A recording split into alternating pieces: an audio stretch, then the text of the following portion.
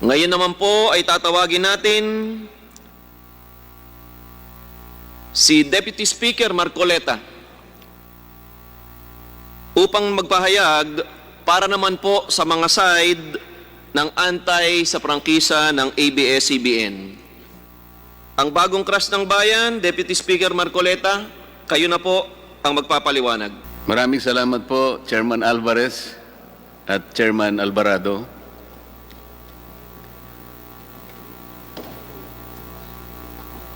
A legislative franchise is a special privilege granted by the state to those who deserve it. It is not a demandable right.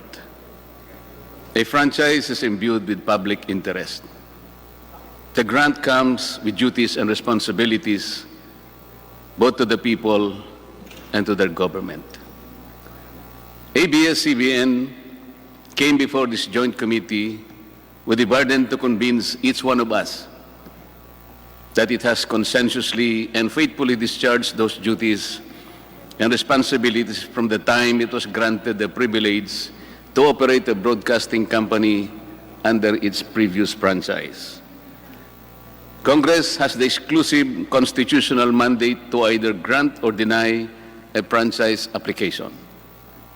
This authority is borne out by the fact that not all who applied was afforded such privilege, which is why ABS-CBN must convince this chamber and the people that it serves that it is indeed deserving of a franchise.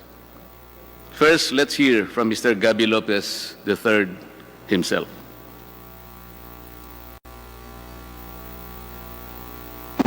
Ang sabi po ni Mr. Lopez sa kanyang mga pahayag, "In my heart, I am Filipino." Tama po ba yun, Mr. Lopez? Yes, Your Honor. Okay.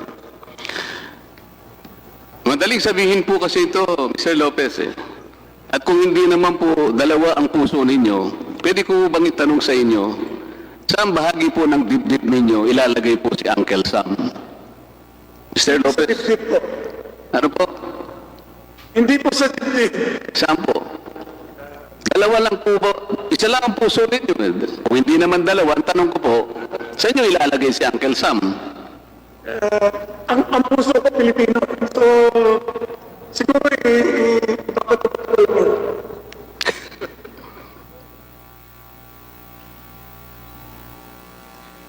Ipinanganak sa Amerika, nag-aral sa Amerika, nagnegosyo sa Amerika, bumoto sa Amerika, ginamit ang American passport sa maraming yugto ng kanyang buhay at paglalakbay. But now that his American citizenship has become a burden and even conflicts with our Constitution in regard to ownership and management of his Philippine business, how and to what extent does he treat his American citizenship? Can we see again that particular footage? Siguro ipapatupad ko lang. Siguro ipapatupad ko lang.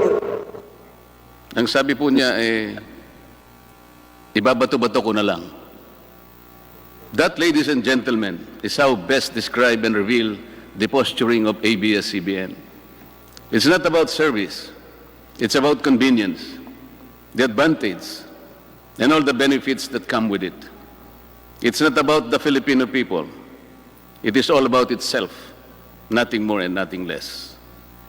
Gaby Lopez is an American citizen. Wala pong pagdududa na si Ginoong Gaby Lopez ay isang American citizen. Inamin naman po niya ito sa ating mga pagdinig at wala rin pong duda. Walang Pilipinong birth certificate si Ginoong Lopez. Inamin po niya na hindi iniregister ng kanyang mga magulang ang kanyang pagkapanganak sa Amerika sa pinakamalapit na konsulado o embahada ng ating bansa. Maging siya po, nang sumapit siya sa hustong gulang, ay hindi po niya sinikap na kumuha ng Philippine birth certificate. Madali pong gawin to. Bukod pa po sa tungkuling dapat itong iulat ayon sa ating mga batas. Ang lagi pong iminamatwid ng ABS-CBN at ang kanyang mga kapanalig ay si Ginoong Lopez ay tunay na Pilipino dahil ang kanyang mga magulang ay mga Pilipino ayon daw po sa principle ng jus sanguinis. Kailangan po nating liwanagin ito. Ang principle ng jus sanguinis ay isang disputable legal presumption. Wala pong naipakitang ebidensya na Pilipino pa rin ang mga magulang ni Ginoong Lopez nung siya ay pinanganak noong 1952 sa Amerika. Kailangan po kasi napatunayan muna ni Ginoong Lopez na Pilipino pa rin ang kanyang mga magulang nung siya ay isilang para magkaroon ng bisa ang jus sanguinis principle. Hindi po automatic ang application nito. Narito po ang mga records na pinagbasihan para mabigyan ng Filipino recognition si Ginoong Lopez. Ang una po, nakikita po ninyo sa ating screen, mga photocopy ng personal na birth certificates ng kanyang mga magulang. Hindi po authenticated o official na in-issue ito ng anumang ahensya ng ating bansa. Ang pangalawa po, yung affidavit of Filipino citizenship. Slide please. Na ginawa ng ina ni Ginoong Lopez noong Enero 20, 2000. Halos 50 taon pagkatapos may panganak si Ginoong Lopez. Sa mata po ng ating batas, ang isang affidavit ay isang self-serving testimonial evidence at ang tinatanggap lamang ay mga hindi maitatangging mga documentary o tinatawag na object evidence. Katulad halimbawa po ng Philippine passport ng kanyang mga magulang noong ipinganak si Ginoong Lopez. Pangatlo, Philippine passport ni Mrs. Conchita Lao Lopez na ipinagkaloob sa kanya noong January 27, 1998. Ang problema po dito ay inisyu po ito 46 na taon nang nakararaan pagkatapos na mapanganak si Ginoong Lopez at hindi katibayan na simulat sa pool ay may hawak na Philippine passport ang kanyang ina. Dahil po dito ay makikita mismo sa records ng Bureau of Immigration and Deportation at ng Department of Justice ang mga sulat kamay na minota ng evaluator noong March 27, 2001. Makikita po sa slide, kaugnay ng aplikasyon ni Ginoong Lopez for Filipino recognition, nakasulat po ay ganito. There is no proof of Filipino citizenship of his mother at the time of his applicant's, at the time of his, meaning the applicant, birth on August 13, 1952. Allegedly, his mother is also deceased. Nakapagtataka po na kahit sinabi ng evaluator na walang patunay na Pilipino ang ina ni Ginoong Lopez nang siya isilang, binigyan pa rin ng BID at DOJ ng Certificate of Recognition si Ginoong Lopez. Bakit po napakahalaga nitong handwritten note ng BID?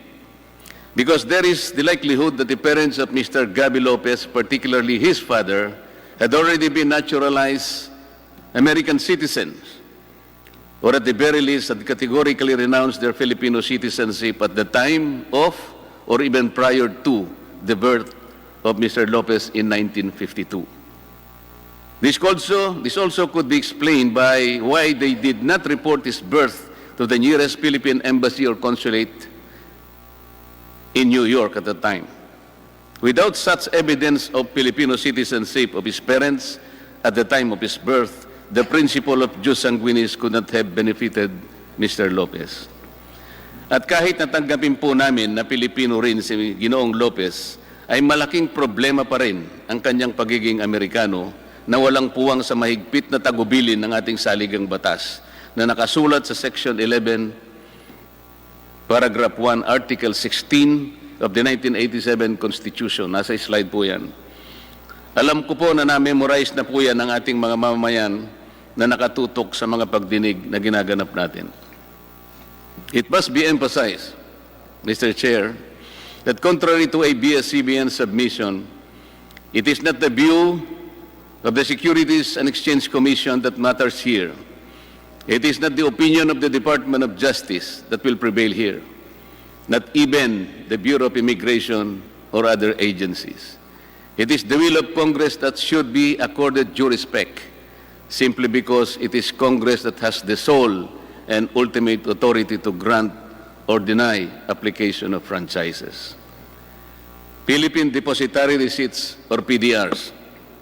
The hearings also proved that ABS-CBN, through a shell company, organized by Lopez Incorporated, also violated the constitutional restriction on foreign ownership and participation when it sold 187 million PDRs to foreigners, or 62.6% of the over 298 million PDRs issued by ABS-CBN Holdings Corporation, to which the same number of underlying shares of ABS-CBN were transferred. Due to the excessive rights afforded to the holders of the PDRs, said holders are deemed beneficial owners of the underlying stocks of ABS-CBN, with corporate control enhancing mechanisms that can influence the major corporate actions that management may institute. This is again a clear circumvention of Article 16, Section 11 of the 1987 Constitution. Kahit na ABS-CBN Holdings ang nasa papel ng pagmamay-ari o karapatang bumoto sa shares ng stock representing the PDRs, hindi nito pwedeng ibenta ang mga nasabing shares dahil may contract of pledge with the Philippine Central Depository to hold the same in behalf of the holders as security for certain obligations of ABS-CBN Holdings Corporation. Hindi ba malinaw na pagbibigay ng kontrol ito sa mga dayuhang may hawak ng PDRs? Nandyan po sa slide yan. Lumitaw rin po sa aming pagsusuri ng mga foreign holders ay may option din na baguhin ang kanilang karapatan na sinasaad sa PDRs. Bagay na wala sa kontrol dito ang ating Securities and Exchange Commission. Bukod pa sa kanilang tanging karapatan na isalin o ibenta ito kahit kaninong individual, kahit walang pagsang-ayon ang Securities and Exchange Commission. Ang sabi nga ng isang prinsipyo sa batas, what cannot legally be done directly should not be done indirectly. Sa madaling salita, Mr. Chair, ang hindi dapat gawin sa patago, dapat itong gawin ng may pagsusumamo. Ang minamatid dito ng ABS-CBN ay ginamit naman daw ang PDRs bilang isang legal na instrumento sa maraming bansa. Ngunit ang hindi nila sinasabi ay wala namang restrictions ang mga ibang bansa tungkol sa pagmamay-ari o pamamalakad ng mass media sa kanilang mga bansa, gaya ng tagubilin sa atin. Gaya po sa Amerika, kahit 100% Filipino-owned ang TV or radio company, papayagan po ito. TV Plus and KBO pay-per-view. During the hearings, it was also proved, without doubt, ABS-CBN violated its franchise by airing multiple channels through its TV Plus. It was also proved that it sold digital receivers of black boxes to the viewing public without the approval of the NTC. It was also proved that it offered pay-per-view events in TV Plus without the approval of the NTC.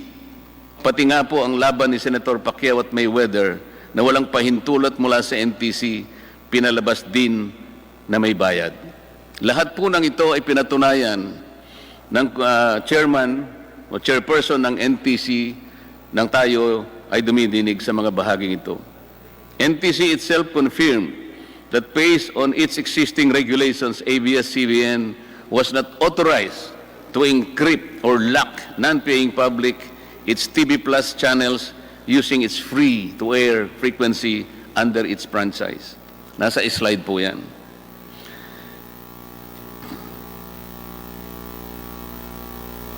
NTC under oath declared that ABS-CBN completely disregarded its order or letter to refrain from airing PPB or pay-per-view services without the conditional access system guidelines that are yet to be formulated. ABS-CBN even utilized the platforms of its subsidiaries, namely Sky Cable Corporation, Amcara Broadcasting Network, and ABS-CBN Convergence in launching these illegal activities which, by the way, also compromised the respective franchises that are also being considered along with that of ABS-CBN's. Nagkasala ang ABS-CBN dito ng maraming beses. Pinangunahan nito ang NTC habang ito ay abala pa sa paggawa ng reglamentong ipatutupad sa tinatawag na conditional access system para sa pay-per-view. Sinadya nila ito sa kagustuhan nilang makinabang at kumita kahit wala pang itinakdang regulasyon, taliwas sa nakasaad sa termino ng kanilang prangkisa. Kung susumahin nga po ang multa doon lamang sa pagbebenta at paggamit ng, sabihin na lang nating 5 milyon na black boxes sa loob ng 5 taon at 4 na buwan, ang kwenta po ay aabot sa 1.97 trillion pesos. Hindi pa po natin sinasama dyan ang violation ng multiple channels. Alleged black timing with AMCARA.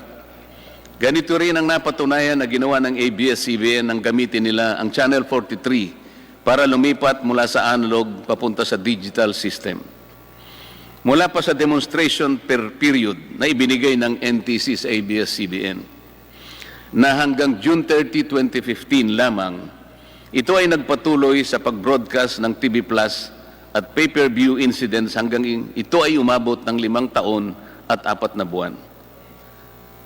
At 1 taon bago matapos ang prangkisa ng ABS-CBN at AMCARA, ay ibinenta ng ABS-CBN ang 49% ng kanyang pagmamayari dito sa AMCARA na nagkukun black timing lang ang lahat para mapagtakpan ang paggamit ng TV Plus sa pag-akala nito ng prangkisa ng AMCARA ay hindi mapapansin na paso na rin noon pang May 4, 2020.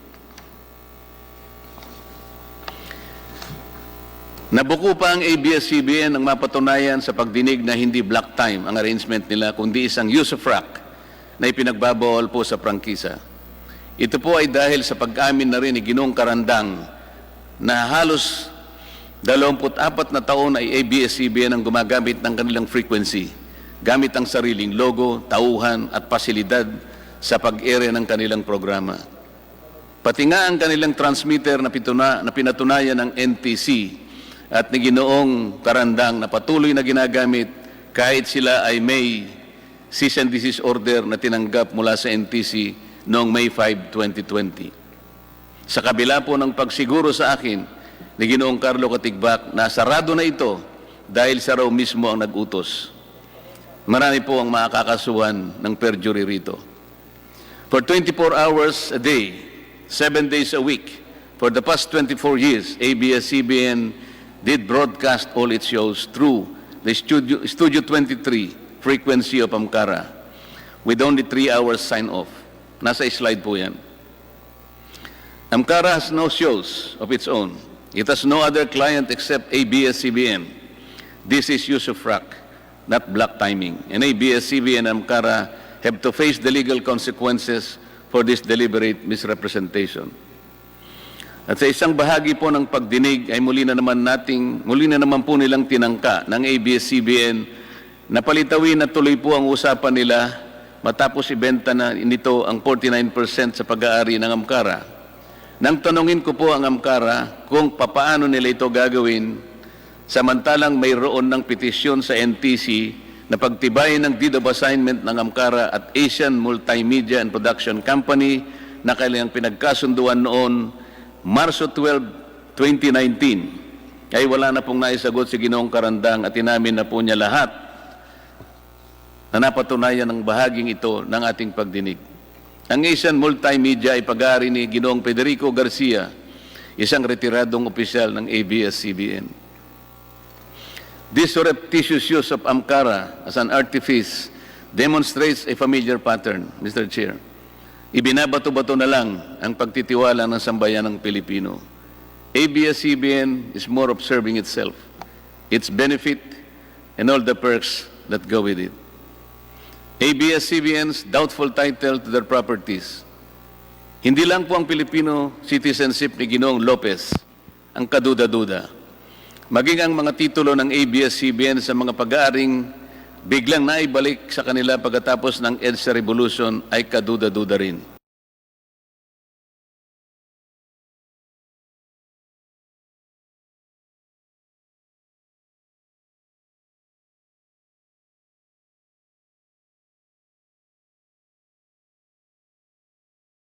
Po ay walang pakitang record ng arbitration na nauukol sa pagmemayari ng ABS-CBN. even the title to their property. Kong Marcoleta, suspend muna tayo sandali. May technical difficulty lang. Hearing suspended. Hearing resumed. Kong Marcoleta, please proceed po. Thank you, Mr. Chair. I was requested to go back a few lines.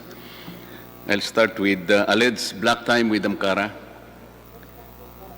Ganito rin po ang napatunayan na ginawa ng ABS-CBN nang gamitin nila ang Channel 43 para lumipat mula sa analog papunta sa digital na sistema. Mula pa sa demonstration period na ibinigay ng NTC sa ABS-CBN na hanggang June 30, 2015 lamang, ito ay nagpatuloy sa pag-broadcast ng TV Plus at pay-per-view hanggang ito ay umabot ng 5 taon at 4 na buwan. At 1 taon bago matapos ang prangkisa ng ABS-CBN at Amcara, ay ibinenta nito ang 49% ng kanyang pagmamay-ari nito sa Amcara.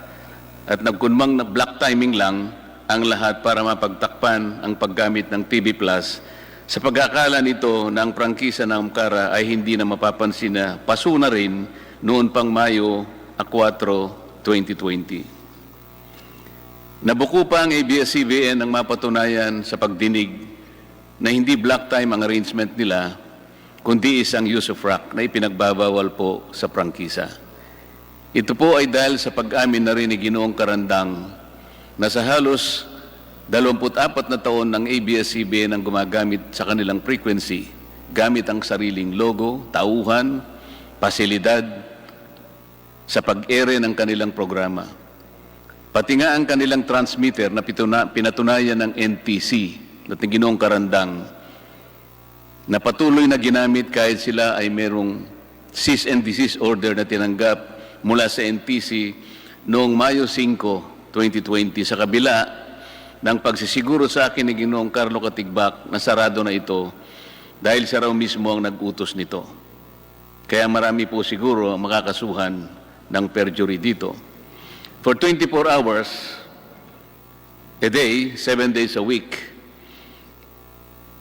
makikita po sa slide yan, for the past 24 years, ABS-CBN did broadcast all its shows through the Studio 23 frequency of Amcara, with only 3 hours sign-off. Amcara has not shows of its own. It has no other client except ABS-CBN. This is use of rock, not black timing. And ABS-CBN and Amcara have to face the legal consequences for this deliberate misrepresentation. At sa isang bahagi po ng pagdinig ay muli na naman pong tinangka ng ABS-CBN na palitawin na tuloy-tuloy po ang usapan nila matapos ibenta nito ang 49% ng pag-aari nito sa Amcara. Nang tanungin ko po ang Amcara kung paano nila ito gagawin samantalang meron ng petisyon sa NTC na pagtibayin ang deed of assignment ng Amcara at Asian Multimedia and Production Company na kanilang pinagkasunduan pa noong pa pong Marso 12, 2019. Ay wala na pong naisagot si Ginoong Karandang at inamin na po niya lahat ng napatunayan sa bahaging ito ng ating pagdinig. Ang Asian Multimedia ay pag-aari ni Ginoong Federico Garcia, isang retiradong opisyal ng ABS-CBN. This surreptitious use of Amcara as an artifice demonstrates a familiar pattern, Mr. Chair. Ibinabato-bato na lang ang pagtitiwala ng sambayan ng Pilipino. ABS-CBN is more of serving itself, its benefit, and all the perks that go with it. ABS-CBN has doubtful title to the properties. Hindi lang po ang Filipino citizenship ni Ginoong Gaby Lopez ang kaduda-duda. Maging ang mga titulo ng ABS-CBN sa mga pag-aaring biglang naibalik sa kanila pagkatapos ng EDSA Revolution ay kaduda-duda rin. Mula sa salaysay ni Ginoong Augusto Almeida Lopez ay ibinilin pala ni dating Pangulong Cory Aquino na idaan sa arbitration ang pagdidetermine ng pagmamay-ari ng ABS-CBN sa mga pasilidad nila sa Quezon City at mga probinsya. Ito po ang layunin ng unang agreement to arbitrate na may petsang January 6, 1987. Dito ay ipakikita ng ABS-CBN ang lahat ng kanilang torrents titles at iba pang katibayan ng kanilang ownership. Pero hanggang ngayon po ay walang maipakitang record ng arbitron na ukol sa pagmemayari ng ABS-CBN. Even the title to their property in Mother Ignacia Avenue in Quezon City, from which all its power literally and figuratively emanates, appears to be spurious. Pakita po natin yung mga titulo.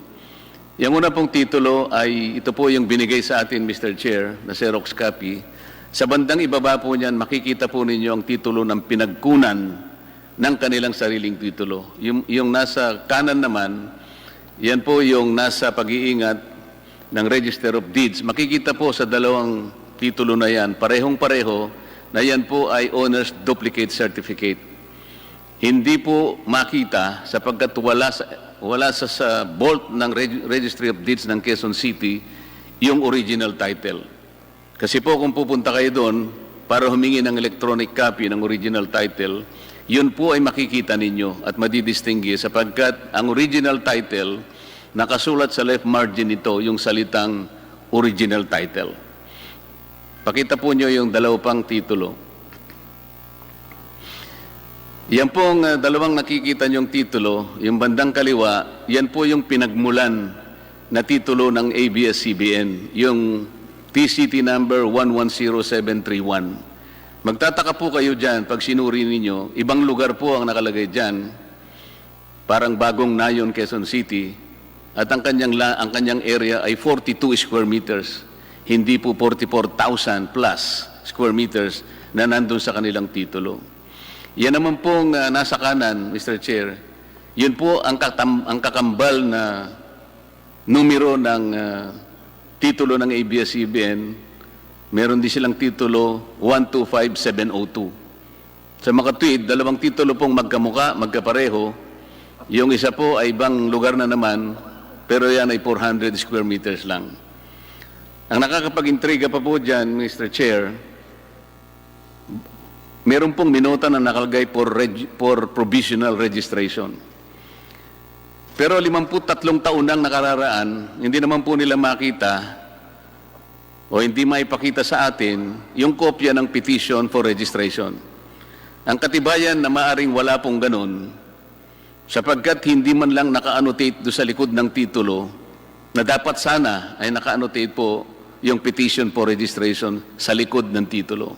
Wala po. At the very least, Mr. Chair, makikita natin doon yung title ng kaso, Petition for Registration or Petition for Provisional Registration, yung case number, at pati na po yung pangalan po ng korte. Halimbawa po, Branch 110 ng Regional Trial Court, Quezon City. Wala po lahat yun. Kaya talaga pong kaduda-duda yung titulo mismo ng ABS-CBN diyan sa Mother Ignacia na kung saan nandyan po ang kanilang headquarters. Ito po siguro ang dahilan, Mr. Chair, kung bakit ipinasya ni Pangulong Cory Aquino na idaan ang lahat sa arbitration. Sa kasamang palad, wala nga po silang maipakita ng record ng arbitration na ito hanggang sa ngayon. Tax evasion. It was conclusively proved that ABS-CBN and its subsidiaries engaged in complex schemes to unjustly avoid paying taxes or unconscionably reduce the taxes due to the government. Nakasaad po sa prangkisa ng ABS-CBN na dapat itong magbayad ng tama at kaukulang buwis sa pagtuos ng BIR. But ABS-CBN used its wholly owned subsidiary, Big Dipper Digital Content and Design Inc., a PESA-registered IT company, as a convenient tax shield to deprive the government of billions in revenues. Lumitaw po sa pagdinig na bilang isang PESA-registered company, ang Big Dipper ay exempted sa pagbabayad ng buwis sa unang 6 na taon nito. Pagkatapos nito ay lilipat siya sa 5% na pagbabayad ng tax on gross income, napakaliit kung ihahambing sa hindi PESA-registered company na nagbabayad ng 30% of its taxable income, maliban pa sa iba't iba pang national and local taxes. Ang mas malaking bentaha po ng Big Dipper ay walang tax na ibinabayad kung magdideclare po ng dividends na kasangkot ang ABS-CBN bilang parent company. Very much like the Amcara ploy, Big Dipper has no other clients than ABS-CBN and its subsidiaries. It has only one foreign client, ABS-CBN Global Hungary, na wala pong empleyado kahit isa. In other words, Big Dipper exists only for and because of ABS-CBN, which inflates its costs paid for digitization to Big Dipper and therefore reduces its 30% tax obligation on its income but reaps a windfall on dividends with Big Dipper, which is zero rated. Ang pera ay pumapasok lang sa isang bulsa at lumalabas din sa kabilang bulsa dahil iisang tao lang ang may suot ng pantalon na merong dalawang malalim na bulsa. By taking advantage of the Philippine Export Processing Zone, Big Dipper was able to significantly reduce its costs while inflating its income courtesy of its client relatives. It is good that the Committee on Good Government and Public Accountability will conduct a parallel investigation with the Public Accounts Committee to look at possible collusion with the officials of PESA. For the past 4 years alone, Big Dipper declared revenue amounting to 10.6 billion pesos. Nakikita po nyo sa slide. The declared dividends went to the coffers of ABS-CBN tax-free. Ordinarily, this amount would have been assessed income tax of 3.7 billion pesos. That's the amount that the government should have earned, and would have eventually went to education, health, assistance to victims of calamities, and similar public services. ABS-CBN claims that BIR has cleared it of any tax liabilities.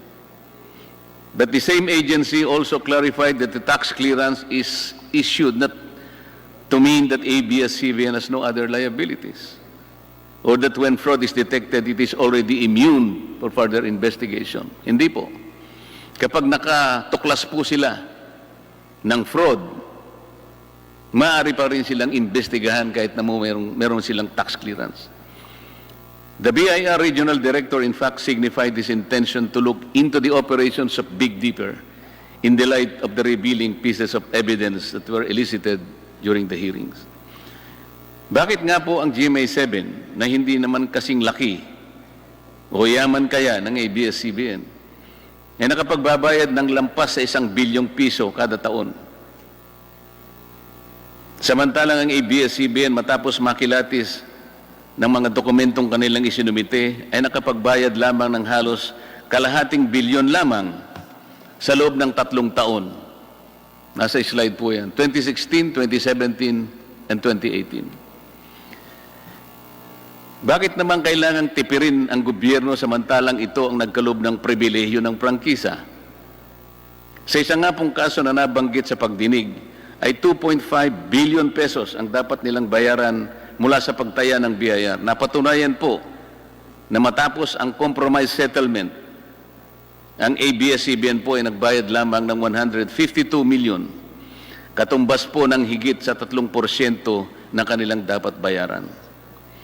Maraming beses ko pong ginamit na halimbawa ang isang manliligaw sa usaping ito.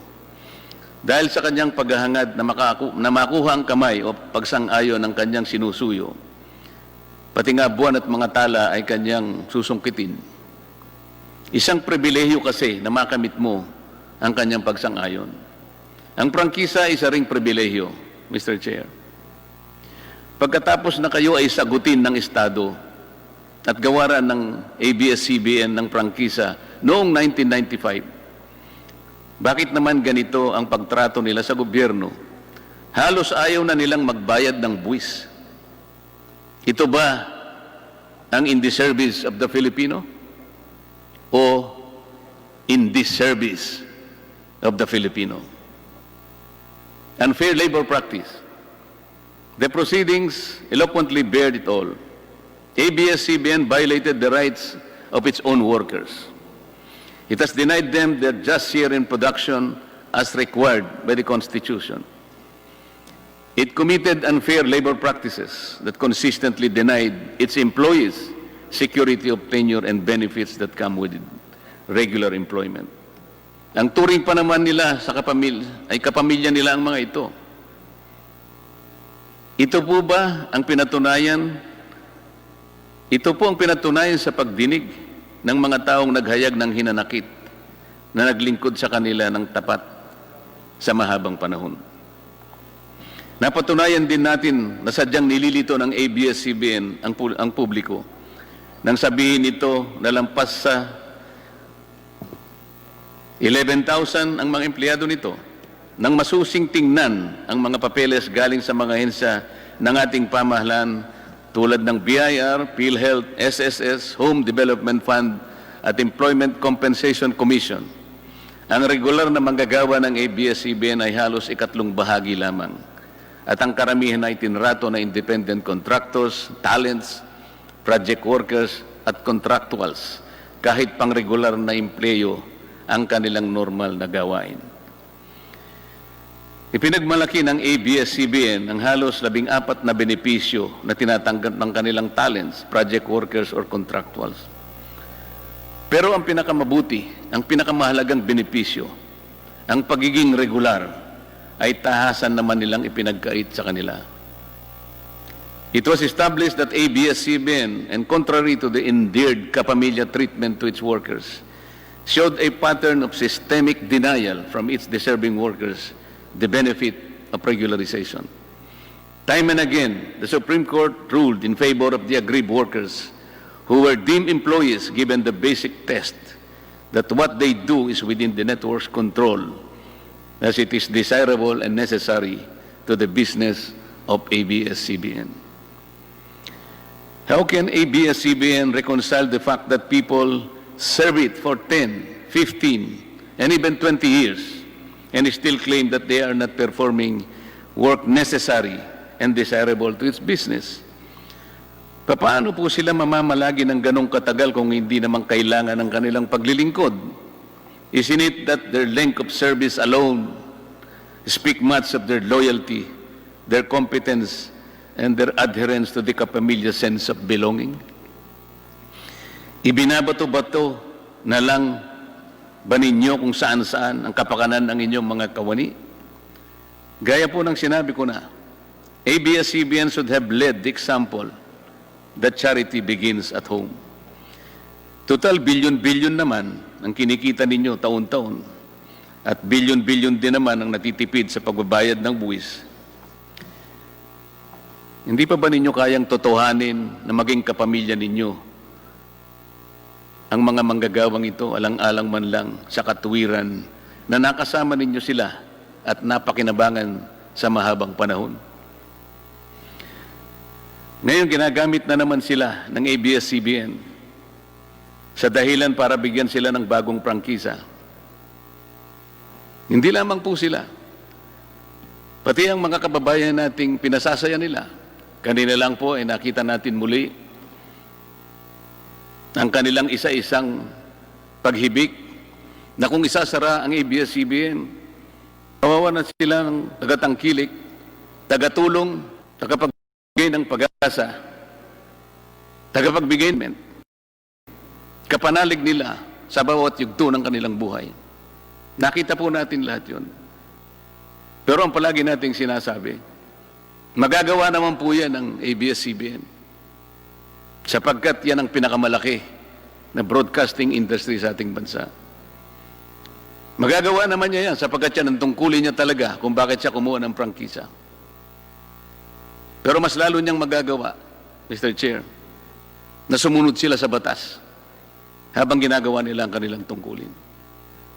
Sinabi ba nila sa kanilang mga taong binibigyan ng entertainment na dapat huwag silang singilin sapagkat ang prangkisang ibinigay natin sa kanila 25 years ago ay libre? Ang tawag nga natin free-to-air frequency. Ang ibig sabihin, hindi po kayo pwedeng magbenta ng black box pagkatapos pasisingil nyo sa kanila. Sisingilin nyo sa kanila. Hindi kayo pwedeng magbigay ng maraming channels para exclusive, para ilak ninyo, para maging encrypted. Sapagkat kapag bumili sila ng pangkaraniwang digital receiver o black box, hindi nila mapapanood yun. Kailangan magbayad ang tao. Ganun po ba yung pinaliwanag nila nung i-launch nila ang TV Plus? Hindi po. May panlin lang. May pandaraya. Dapat sana binigay yun ng libre. 12 channels, lalong napasaya ang mga tao. lalong gumanda ang prestihyo at ang imahe ng ABS-CBN sapagkat walang siningil kahit isang kusing mula sa ating kababayan. Sapagkat yun ang tungkulin nila sa kanilang prangkisa. Yun ang sinumpa nila sa kanilang prangkisa. Pero kabaligtaran ang nangyari. Pero ngayon gagamitin nila ang mga taong bayan. Kabaligtaran na naman ang pinapaliwanag. Hindi ba't ABS-CBN naman ang unang dahilan kung bakit ang mga manggagawa ay naging kawawa? Dahil hanggang ngayon ay binabato-bato lang nila ang kaparapatan ng kanilang manggagawa. Political bias and bias reporting. ABS-CBN has been biased in favor or against candidates during past elections is already common knowledge. Kahit pa ulit-ulit na itanggi ito, kahit magtago pa ito sa likod ng press freedom at doktrina ng fair comment, alam na natin ito. Ito ay wala ng bago. Kapag gusto ka ng ABS-CBN, bibigyan ka ng exposure sa pamamagitan ng interview, balita sa news, programs, at i-feature ka sa mga entertainment shows. Kung ayaw ka, tiyak na babatikusin ka, hanapan ka ng butas, lalagyan ka ng slant o anggulo sa balita na sangkot ka, at hindi ka bibigyan ng pagkakataon para sumagot o magpaliwanag. Kanina po yung mga ilang detalya ng kanilang pagmimayari sa mga ibang industriya, ibinanggit na ni Congressman Defensor. Totoo po lahat yon. Nagagamit po ang lahat ng ito na plataforma para gumawa sila ng kanilang sariling mga opisyal sa gobyerno. Tutulungan nila para maproteksyonan ang kanilang mga industriya. Ibig sabihin, hindi po in the service of the Filipino. In the service of the Filipino ang mas tamang angkop. We heard some of our colleagues who ventilated their complaints. When asked, Mr. Carlo Katigbak confirmed that their sentiments are valid, and he publicly made a commitment that everyone will be accorded the chance to air their sides in his network. The offer obviously came too late in the day. It has been established and has become public knowledge that ABS-CBN aired the anti-Duterte and paid for former Senator Antonio Trillanes IV and that exploited children in partisan politics. And despite the fact that it happened on the last day of the election period, when candidate Duterte had no more chance to react or clear his name in the same media network, mabuti na lamang po at nag-issue ng TRO ang korte sa petisyon ni Speaker Alan Cayetano na noon ay Vice President ni Pangulong Duterte. Ayan po yung mga slides para sa inyong kapakanan. But it is not the bias reporting and the negative campaign per se that is insidious. It is the use of ABS-CBN's network to influence the outcome of political exercise, not for public good, but for its narrow political end that will inure to the advancement of ABS-CBN's corporate interests. Political partisanship is contrary to the terms of its legislative franchise and in violation of the Omnibus Election Code. Uulitin ko po ang sinabi ko na sa umpisa pa ng pagdinig natin. Hindi na dapat maimpluwensya ang mga mamamayan sa pakikialam ng ABS-CBN sa politika. If ABS-CBN wants to be in the service of the Filipino people, it should stop mixing up its economic objectives with the simple aspirations of the ordinary citizens. These two are different and poles apart. At this point, please allow me to address the ABS-CBN's contention that possible denial of its franchise application is tantamount to violation of freedom of the press and of free speech. Kung tatanggapin po natin ang misleading na argumentong ito, edi yun palang nakapakaraming aplikasyon para sa renewal ng franchise ng mga radio and television stations. Noon, ay dapat pala pinagbigyan na lang natin lahat, Mr. Chair. At hindi natin siguro sila inayawan. Kung yun po yung argumento lang. Pero hindi po eh. Kasi po, kung tatanggapin natin yun, ang argumento, ang prangkisa will become a matter of right. Hindi na po siya pribilehyo. Wala na tayong discretion. Puro ministerya na lang. Pagka po dumating na sa Committee on Legislative Franchises, wala na po tayong option doon. Siguradong dapat po ibigay natin. Sapagkat pag hindi natin ibinigay, sasabihin nila, oh, that is a violation of free speech. Hindi po ganun. That will be in direct violation of the mandate reposed by the Constitution to Congress as the guardian of this special privilege. Unable to repel the avalanche of evidence against the grant of a new franchise, ABS-CBN Corporation tries a new tact. Very recently, they asked for prayers, words, and actions, and pleaded for help, saying that it's no longer about business for them, but about the kind of system and country and leadership we want. Ito po yung sinabi nila, quoted po ito sa social media and other platforms. But how can ABS-CBN manage to still reverse the tide of public opinion against it when their phalanx of lawyers and accountants prove inadequate to the evidence-based interpellations on the floor that exposed their ruse and legerdemain? The last 2 days of the hearing told it all. The defenses of ABS-CBN finally crumbled in tatters, and for all the people to see.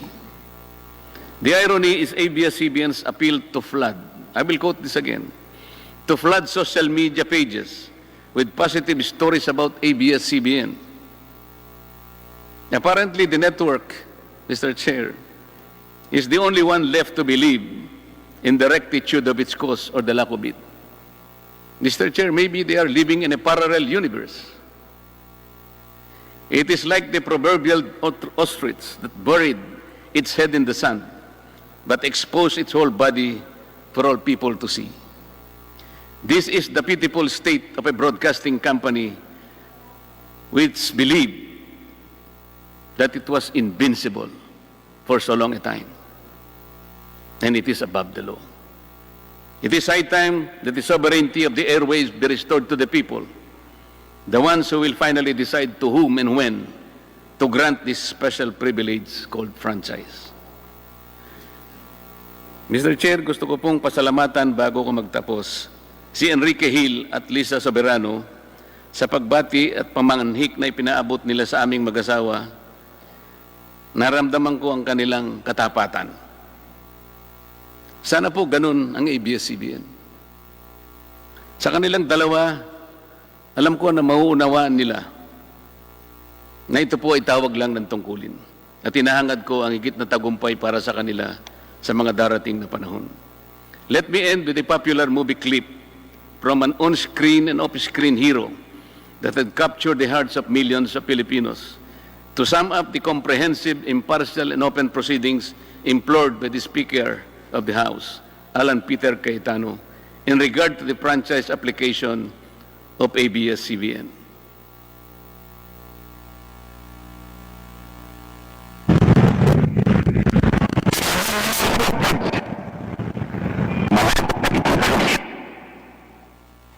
Yang sabi nga po ni FPJ, Mr. Chair, kung uulitin ko lang, ABS-CBN, puno na ang salop.